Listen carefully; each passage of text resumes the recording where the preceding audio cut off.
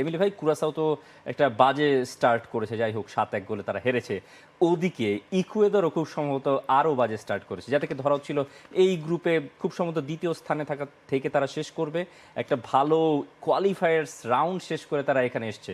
মানে কনমেবল কোয়ালিফায়ার্সে আপনি যদি তাকান, সেখানে সবার উপরে ছিল আর্জেন্টিনা, এরপরের নামটা নট ব্রাজিল, নট কলম্বিয়া, এই ইকুয়েদর, তারাই মাঠে নামছে। এখন এই ম্যাচটার দিকে তো আলাদা করে নজর থাকবে। ইকুয়েদর কি কামব্যাক করবে, কি মনে হচ্ছে? না, এই ম্যাচে তো কামব্যাক করবে। এই ম্যাচে তো কুরাসাও সাথে তো ইকুয়েডরে কামব্যাক না করতে বলে তাহলে why they are in World Cup. হ্যাঁ, বিকজ কুরাসাও যে অবস্থায় স্টার্ট করেছে সেখান থেকে আজকে তাদের জন্য মেন্টাল স্ট্রেংথ আরও ডিপ্রেস থাকবে। তো সেই জায়গা থেকে তো ইকুয়েডরের জন্য, ইকুয়েডরও ফার্স্ট ম্যাচ লস করে অ্যাগেনস্ট আইভরি কোস্ট, সো তারা কিন্তু চাইবে এই ম্যাচটা অবশ্যই জিততে, এবং ইটস আর্লি গোল, মানে যত তাড়াতাড়ি গোল দিয়ে ম্যাচটাকে কন্ট্রোল করতে পারে। এবং আপনি যেটা শুরু করেছেন যে এই গ্রুপে ডেফিনেটলি ইকুয়েডর, আর আমরা জার্মানির পরে ইকুয়েডরকে ধরেছিলাম, হ্যাঁ, বাট ইকুয়েডর তারা ফার্স্ট ম্যাচ ভালো করতে পারেনি, আইভরি কোস্টে সেটা 1-0 গোলে হেরেছে। আমরা যদি টিমের স্ট্রেংথ দেখি, টিমের লাইন আপ দেখি, so many player playing in European league এবং চ্যাম্পিয়ন্স লিগ জেতা প্লেয়ারও রয়েছে তাদের দলে। সেন্টার ব্যাক আমরা জানি পাসর মতো প্লেয়ার রয়েছে, কাইসাদো সেন্ট্রাল মিডফিল্ডে চেলসির একদম একটা বড় ভরসার জায়গা, হ্যাঁ। সো এনআর ভ্যালেন্সিয়ার মতো প্লেয়ার আছে, বাট তারা কিন্তু আসলে শুরুটা ভালো করতে পারেনি। অবশ্যই আজকে কুরাসাওর সাথে তাদের জিততে হবে এবং জেতার জন্যই তারা খেলবে। সো হোপফুলি তারা আজকে জিতে 3 পয়েন্ট নিয়ে হয়তো তারাও চেষ্টা করবে রাউন্ড অফ 32 কীভাবে আসলে কোয়ালিফাই করা যায়, বিকজ তাদের নেক্সট ম্যাচ কিন্তু আমরা জানি জার্মানির সাথে। সো তারা কিন্তু অবশ্যই আজকে ম্যাচটা ইভেনচুয়ালি এখানে গোল ডিফারেন্সও কিন্তু অনেক কিছু ক্যালকুলেশন করবে ফর আপনি যদি 3 নম্বর দল হিসেবেও যদি যেতে চান রাউন্ড অফ 32-তে। সো সব কিছু মিলিয়ে Ecuador is very very important match. আমরা একটু যুক্তরাষ্ট্র থেকে রিফাত মাসুদকে যুক্ত করতে চাই। জাহিদ হাসান, এমিলি ভাই, রিফাত মাসুদ, একটা বাজে প্যাচ নিয়ে কথা হচ্ছিল আসলে ইকুয়েদরের এই বাজে প্যাচ কিভাবে কাটবে? একটা ব্যাড প্যাচ বলতে হয় ইকুয়েদরের জন্য। মানে টুর্নামেন্টে এইবার তারা ফার্স্ট ম্যাচে যেভাবে হেরেছে, তাদের গ্রুপ স্টেজের বাধা পার হতে না পারার যে দুর্ভাগা দুর্দশা, এইটা আবার নতুন করে তাদের মাথাচাড়া দিয়ে উঠছে। কিন্তু এই যে ম্যাচটায় তারা খেলবে, ইকুয়েদরের জন্য এই ম্যাচটা যথেষ্ট কঠিন। কিন্তু প্রতিপক্ষ তো কুরাসাও, মানে কুরাসাওয়ের সঙ্গে জিতে ইকুয়েদরকে আসলে বিশ্বকাপটা শুরু করতে পারতে হবে, এবং এই ম্যাচটা জিতলে পরে ওই আগের ম্যাচের হতাশা তারা ভুলে যেতে পারে। মানে জার্মানির ম্যাচের রেজাল্টটা যদি তাদের পক্ষে যায় আর এই ম্যাচে তারা জিতে যায়, তাহলে তারা আবার যেই প্রত্যাশা নিয়ে এখানে এসেছিল সেই জায়গায় ফিরে যায়। আমি জানি না কুরাসাওকে নিয়ে আসলে আমি কী প্রেডিক্ট করব, এটা বলা খুব কঠিন। তবে ইকুয়েদরকে নিয়ে আমি একটু প্রেডিক্ট করতে চাই। তারা নিজেদেরকে আনলাকি ভাবতে পারে শেষ মুহূর্তে গোল হজম করার কারণে। তাদের খেলার যে খুব, মানে কোট ডিভোয়ারের সঙ্গে তারা খুব খারাপ খেলেছে আমি তেমনটাও বলতে চাই না, বরং এইখানে আমি একটু এমফাসাইজ করতে চাই যে এই ম্যাচে তারা জিতবে এবং জেতার ব্যবধানটা তাদের জন্য গুরুত্বপূর্ণ হতে পারে। তবে ইকুয়েদরের মতো দল খুব বড় ব্যবধানে জেতে এমন না। তাদের যে ওয়ার্ল্ড কাপ কোয়ালিফাইং যে ম্যাচগুলো আছে সেটা অনেককেই অবাক করেছে এবার ইকুয়েদরের পারফরমেন্স। আমার মনে হয় সেই ধারাবাহিকতা ফাইনালি তাদের এইখানে হয়তো কাজে লাগতে পারে। আমি কুরাসাওয়ের সঙ্গে একেবারে পরিষ্কার জয় দেখছি ইকুয়েদরের, কিন্তু জয়টার ছাপিয়েও আমার কাছে মনে হয় তাদের জার্মান ম্যাচ এবং ওই কোট ডিভোয়ার ম্যাচের দিকে আলাদা একটা নজর থাকবে, কারণ ওই ম্যাচের রেজাল্টটা তাদের পক্ষে যাওয়াটা খুব জরুরি। এই মহাদেশের বিশ্বকাপ তাদের নিজেদের মহাদেশ না হওয়া সত্ত্বেও আমার মনে হয় যে Ecuador should be there, at least round of 32-তে তাদের যাওয়ার কথা। এর ব্যতিক্রম কিছু আমি এখনও দেখছি না। Thank you Rifat Masud. ইকুয়েদরকে নিয়েই কথা হচ্ছে বেসিক্যালি বেশিরভাগ। ইকুয়েদর এখনও ওই ইনার ভ্যালেন্সিয়ার উপরে নির্ভরশীল। ইনার ভ্যালেন্সিয়া গোল না দিলে গোল পাওয়া হচ্ছে না, তার একটা ইনজুরির সমস্যাও হয়ে গেছে। তিনি খেলবেন কি না বা ঠিক কত মিনিট খেলবেন সেটাও এখন পর্যন্ত নিশ্চিত না। একটা স্ট্রাইকারের উপরে এত নির্ভরশীলতা কি দলকে সাহায্য করবে বিশ্বকাপে? না, টু বি অনেস্ট, এনার Valencia is very capable striker, but right now he is not in form. যদি দেখেন রিসেন্টলি, যদি তার ফর্মও দেখেন, সেখানে সেটা বলছে না, বাট তাদের দে হ্যাভ নো অপশন। হ্যাঁ, এনার ভ্যালেন্সিয়ার বাইরে গিয়ে যদি আপনি আরেকজন স্ট্রাইকার দেখেন, সেই প্লেয়ারও নাই। রড্রিগাস রয়েছে, but I don't know why রড্রিগাসকে লাস্ট ম্যাচে কিছুটা সময় নামিয়েছিল। সো রড্রিগাস একটা অপশন হতে পারে কিনা যায় না, বাট এনার ভ্যালেন্সিয়ার মেইন ফ্যাক্ট হলো if E start the today, আমার কাছে মনে হয় তার মেইন কাজটাই থাকবে আসলে ইস নট, মানে অনেক বেশি দৌড়াদৌড়ি না করেন ফিক্স স্ট্রাইকার, হ্যাঁ, বিকজ কুরাসাওয়ের সাথে তাকে অত লিঙ্ক আপ না করে সে যেটা সবসময় করে যে ফ্ল্যাঙ্ক এরিয়া থেকে ক্রস আসলে অন স্পট থাকার জন্য পিছন থেকে কাইসাদোদের সাথে লিঙ্ক আপ স্ট্রাইকার হিসাবে খেলা। সো ওই জায়গাগুলি যদি সে ভালোভাবে কোপ আপ করতে পারে, এনার ভ্যালেন্সিয়া হয়তো আমার কাছে মনে হয় যে আজকে হয়তো 2-3টা গোল করতে পারে, বিকজ কুরাসাওয়ের সাথে যদি তার পারফরমেন্স এই ডেলিভার না করতে পারে তাহলে আসলে ওয়ার্ল্ড কাপ স্টেজে তো আসলে কিছুই করে দেখাতে পারলো না। তো সেই জায়গা থেকে ইকুয়েডর কিন্তু তারা এটাই করে দেখানোর চেষ্টা করবে। এই ইকুয়েডরের একাদশটা যেমন ছিল আইভরি কোস্টের সঙ্গে, সেটার দিকে নজর দিতে চাই। 3-4-3 ফরমেশন, হিনক্যাপিয়ে মানে যিনি আর্সেনালে লেফট ব্যাক পজিশনে খেলেন তিনিও সেন্টার ব্যাক বনে যান, পাঁচোর সঙ্গে একটা জুটি বেঁধে, আর কাইসেদো মিডফিল্ডের প্রাণ ভ্রমরা। Right. এই ইকুয়েডর প্রায় 2 বছরের বেশি সময়, প্রায় 19 ম্যাচ আনবিটেন থেকে বিশ্বকাপে এসেছিল, প্রথম ম্যাচটাই তারা হেরে গেল। Right. 19 ম্যাচ আনবিটেন থাকার পরে এই একাদশ, পাঁচো, হিনক্যাপিয়ে, কাইসেদো, আপনার মিডফিল্ডার ডিফেন্স মোটামুটি সলিড, কিন্তু আপনাদের ওই যে স্ট্রাইকিং পজিশনটাতেই সমস্যা।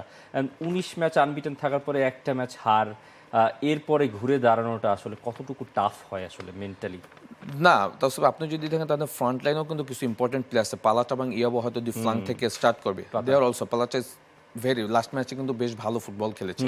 হ্যাঁ, হয়তো চান্স ক্রিয়েট করেছে, গোল হয়নি, বাট আপনি যদি ওয়ার্ল্ড কাপ কোয়ালিফাই ম্যাচগুলি দেখেন, তাদের ফিফা ফ্রেন্ডলি ম্যাচগুলি দেখেন, সেখানে কিন্তু এই প্লেয়ারদের পারফরমেন্স খুবই ভালো ছিল।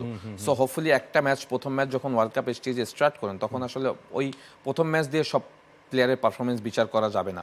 ম্যাচ বাই ম্যাচ কিন্তু দেখবেন যে সেটা তাদের বেস্ট ফুটবলটা খেলছে। এবং লাস্ট ম্যাচে রিফাত ভাই যেটা বলছে, আমি তার সাথে একমত। ইকুয়েডর যে খুব খারাপ খেলছে তা কিন্তু না, আনফরচুনেট শেষের দিকে তারা গোলটা হজম করে ফেলছে। আজকে যেটা হবে যে কুরাসাও তো আসলে আইভরি কোস্টের মতো এত টাফ হবে না। সো তারা কিন্তু অ্যাটাকিং থার্ডে কিন্তু তাদের বেশি মনোযোগ থাকবে, সেখানে কাইসাদো একটা বড় রোল তাকে পালন করতে হবে। অ্যাট দ্য সেম টাইম কাইসাদোর সাথে হয়তো মাইন্ড স্টার্ট করবে তার সাথে ইন মিডফিল্ডে, এবং পালাচা এবং ইয়াবো যদি এবং এলার ভ্যালেন্সিয়ারা যদি আসলে প্রপার ইউটিলাইজ করতে পারে, এইটা আবার কিন্তু দেখা যাবে যে কুরাসাওর জন্য বিশাল ভয়ঙ্কর একটা খারাপ দিক হতে পারে, যেটা জার্মানির সাথে হয়েছে। হ্যাঁ, বিকজ তারা গোল দেওয়া শুরু করলে কিন্তু আবার আমার কাছে মনে হয় যে মার্জিনটা বড় হতে, এবং সেইটার দিকেও একটা ফোকাস রাখতে হবে, বিকজ রাউন্ড অফ 32-তে যেতে হলে গোল অ্যাভারেজটাও কিন্তু আপনার জন্য ইজ ভেরি ইম্পর্টেন্ট।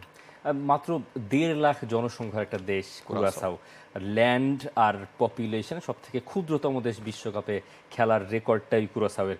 মানে এই বিশ্বকাপে তো আমরা কাবো ভের্দের সেই উত্থান দেখেছি, এইসব ঘটনা তো আমাদের বিশ্বকাপে অন্য রকমের একটা অনুপ্রেরণা দিয়েছে। এই অনুপ্রেরণা হয়তো কুরাসাওয়ে খুঁজবো, কিন্তু এই পয়েন্ট টেবিলটার দিকে তাকালে জার্মানি তো সবার উপরে, আইভরি কোস্ট, ইকুয়েডর, তারপরে কুরাসাও হয়তো একটা পয়েন্ট নিয়ে কোনোভাবে শেষ করার একটা চেষ্টা করবে মনে হচ্ছে। It's very difficult. তারা তো চাইবেই কোনোভাবে আসলে ম্যাচটাকে ড্র করা যায় কিনা।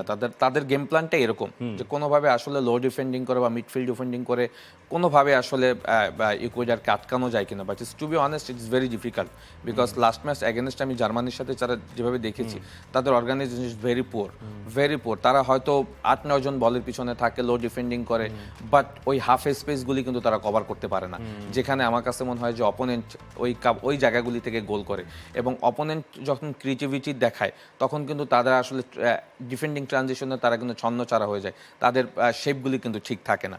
সো অপোনেন্ট যেহেতু equal, it's very difficult. But তারা তো কুরাসাও তাদের হিস্ট্রিতে আসলে তারা ওয়ার্ল্ড কাপ খেলতে আসছে, এইটাই কিন্তু তাদের বিশাল একটা প্রাইডের জায়গা। আপনারা আমি এর আগেও বলেছি যে এত কম সংখ্যক দেশের একটা দেশ আসলে ওয়ার্ল্ড কাপ বিশ্বকাপ খেলা, এটা তো আসলে তারা অ্যামেজিং। তো সেই জায়গা থেকে তারা আসলে ম্যাচগুলো এনজয়। এবং আপনি যদি দেখেন তারা যখন লস করছে 7-1 এগেনস্ট জার্মানি, তাদের ভিতরে কিন্তু আমি কোনো রকমের ওই ম্যাচ হারার যে একটা মানে তারা খুব মন খারাপ করেছে তা কিন্তু না, তার সবাই হ্যান্ডশেক করছে, এনজয় করছে।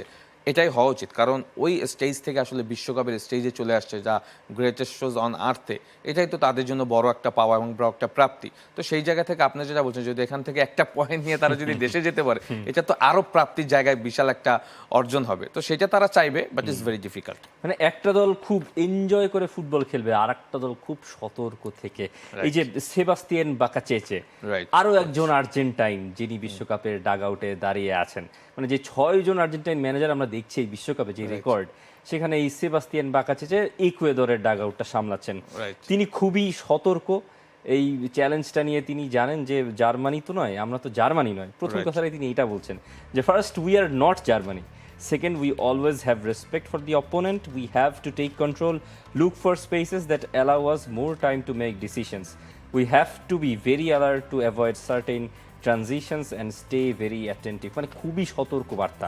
প্রথম কথাটা বলছেন যে ইকুয়েডর, আমরা তো জার্মানি না যে কুরাসাওকে 7টা গোল আমরা খুব আরামে দিয়ে দেব, আর অপোনেন্টকে সম্মান করার বিষয়ে টেক কন্ট্রোল, মানে কন্ট্রোল নিয়ে, ম্যাচের নিয়ন্ত্রণ নিয়ে, স্পেস খোঁজার, ডিসিশন নেওয়া, মানে এত সতর্কতা কুরাসাওকে নিয়ে না, অবশ্যই কোচের পার্সপেক্টিভ জায়গা থেকে আপনি প্রত্যেকটা দলকেই কিন্তু আপনাকে সময় করতে হবে, because is world cup stage match, is not a preparation match. তো সেই জায়গাতে এবং চলি সে যেটা বলছে তার কথা একটা স্পষ্ট ধারণা আছে, জার্মানি যখন নেমেছে আর প্রথম গোলটা দেয়, হ্যাঁ, তারপরে কিন্তু তার একটা গোল কনসিডও করে, এবং যেভাবে গোলটা কনসিড করে ওইটারও কিন্তু একটা শিক্ষণীয় ব্যাপার রয়েছে। সো ডেফিনেটলি তার কথা যেটা আমি বুঝতে পারছি যে কোনো দলকেই আসলে এখানে ছোট করার কোনো যাবে না, বিকজ ওয়ার্ল্ড কাপ স্টেজে যে কোনো সময় যে কিছু হতে পারে, বিকজ স্পেনের মতো দলকে কেপ ভার্ডে আটকে দিয়েছে। সো ওই জায়গাগুলি কিন্তু সে ভেরি কনসার্ন, সেটাও বলছে আমরা জার্মানি না, উই আর ইকুয়েডার। সো অবশ্যই তারা আমার মনে হয় সতর্ক থাকাটাই তার জন্য একটা বাড়তি অনুপ্রেরণা হবে। কালকে আমাদের স্টুডিওতে থমাস ডুলি এসেছিলেন, ন্যাশনাল টিমের কোচ। তিনি ওই হাইড্রেশন ব্রেক নিয়ে অনেক উল্টোপাল্টা কথা বা ফুটবলের সঙ্গে যে সম্পৃক্ততা নেই সেই বিষয়গুলো বলে গেছেন। আসলে এই হাইড্রেশন ব্রেকটাই কুরাসাওয়ের জন্য একটা অভিশাপ হয়ে দাঁড়িয়েছিল। মানে যে মোমেন্টে কুরাসা গোলটা দিয়েছে জার্মানিকে, ঠিক পরপরই হাইড্রেশন ব্রেক। হাইড্রেশন ব্রেকের পরই মোমেন্টামটা কিন্তু আবার নিউট্রাল হয়ে যায়, আবারও গ্রাউন্ড জিরো বা একেবারে পয়েন্ট জিরো থেকে ম্যাচটা স্টার্ট হলো। মানে কুরাসাওয়ার যে মোমেন্টামটা ছিল সেটা কিন্তু ব্রেক হয়ে গেছে। মানে হাইড্রেশন ব্রেক নিয়ে অনেক তর্ক বিতর্ক চলছে মিলি। আপনি কি মনে করেন আসলে ফুটবলের সঙ্গে সম্পৃক্ততা কেমন? না, match 3 minutes, not 1 to 2 minutes, 3 minutes for hydration match. তো এটা তো ইটস টু হাই। আমি বলবো যে এটা এই হাই ইন্টেন্সিটি ফুটবল ম্যাচে 3 মিনিটস ব্রেক বা 2 মিনিট যে হাইড্রেশন ব্রেকটা দেয়, এটা আমি বলবো যে এটার সাথে রিলেটেড না কোনোভাবে। এটা হয়তো আমরা সবাই জানি, হ্যাঁ, এটা আসলে কেন দেওয়া হয়েছে। হ্যাঁ, আমরা জানি ফর স্পন্সরশিপ, ওই সময় দেখি প্রচুর বিজ্ঞপ্তি দেয় বা যাই হোক, এটা তো আসলে কোনোভাবেই অ্যাটেন্ডেন্স না। তো সেই জায়গা থেকে সব কোচেরাই কিন্তু এটাকে নিয়ে কিন্তু আলাদা আলাদাভাবে বিশ্লেষণ করছে। অনেকে কিন্তু এটা পক্ষও বলেছে যে এই সময় হয়তো আমরা টেকনিক্যাল আলোচনা করতে পারি, এবং প্লেয়ারদের আসলে যেহেতু একটু হিউমিডিটি কিন্তু এখন প্রত্যেকটা ম্যাচে গরম, হ্যাঁ, সো রিকভারি জায়গাটাও কিন্তু অনেকে বলেছে। বাট অনেস্টলি যদি বলি, যে দলটা আসলে ওই 3 মিনিট সময় হারা অবস্থায় থাকে, তাদের মেন্টালি কিন্তু তারা বড় আমি বলবো যে একটা সার্ভাইভের জায়গায় থাকে, কারণ তারা ওই 3 মিনিট তাদের জন্য একটা আমি বলবো যে হেজিটেশন ফিল নিয়ে কিন্তু তারা দাগা উঠে যায়। সো হারা দলের জন্য খুব খারাপ বিষয়, রাইট। এবং আপনি যেটা বলছেন যে কুরাসাও যখন আসলে হাইড্রেশন ব্রেক আসার পরে কিন্তু তারা যেভাবে ফেস করছে, হ্যাঁ, এবং যাওয়ার আগে একরকম মোমেন্টাম ছিল, আসার পরে আরেক মোমেন্ট শুরু হয়ে গেছে। সো এগুলি তো আসলে আমি বলবো যে দল অনেক কিছু নির্ধারণ করে, রাইট। এটা ছোট করে প্রেডিকশনটা দিয়ে দিন, কুরাসাওয়ার 3-0 for Ecuador. 3-0. For more updates, subscribe to our YouTube channel and click on the bell icon. Follow us on Facebook and Instagram. Download T-Sports app to enjoy exciting games and highlights. Visit tsports.com.